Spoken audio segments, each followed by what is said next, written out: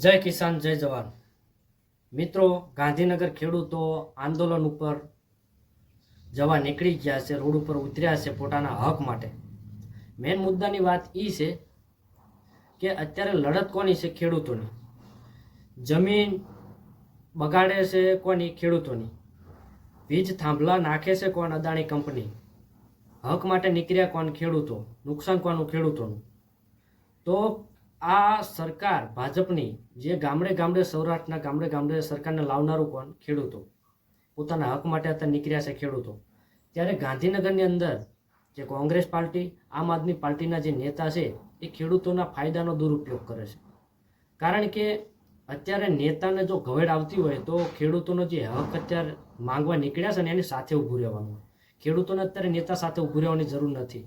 કારણ કે નેતાને જો બહુ ગવેડ આવતી હોય ને ખેડૂતોની સહાય કરવી હોય, સપોર્ટ આપવો હોય તો ખેડૂતોની સાથે ઊભું રહેવાની જરૂર, નહીં કે પોતાની પાર્ટીના રોટલા શેકવાના।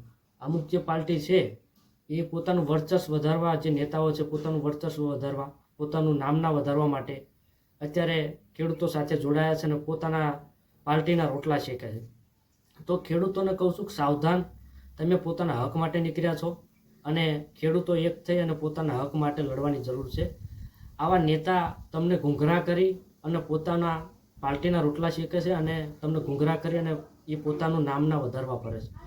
એટલે ખેડૂતો અત્યારે હક માટે નીકળ્યા છે ને એ તો હક મળવાનો જ છે। કારણ કે ગુજરાતના તમામ ખેડૂતો, મોટા ભાગના સૌરાષ્ટ્રના, ઉત્તર ગુજરાતના તમામ ખેડૂતો એક થઈ અને જે પોતાની માંગ છે, અત્યારે તમારી પાસે એક મોકો છે। જે પણ ખેડૂતોને જરૂર હોય, જે પણ માંગની જરૂર હોય એ માંગ અત્યારે મૂકજો, એટલે તમને તમારો પૂરતો હક મળે।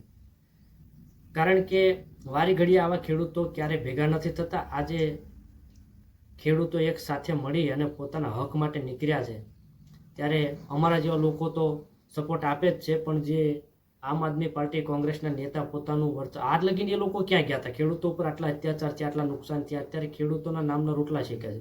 ખેડૂતોને ગુંગરા કરી અને ગેરમાર્ગે દોરી અને પોતાની નામના વધારવા પડે છે, એટલે પોતાની પાર્ટીનું નામ ઊંચું કરવા પડે છે। પણ આપણે કોઈ પાર્ટી સાથે લેવા દેવા નથી। હક, આ જે લડત છે, આંદોલન છે ગાંધીનગરની અંદર, એ ફક્ત ને ફક્ત ખેડૂતો માટે છે ને ખેડૂતોના હક માટે છે।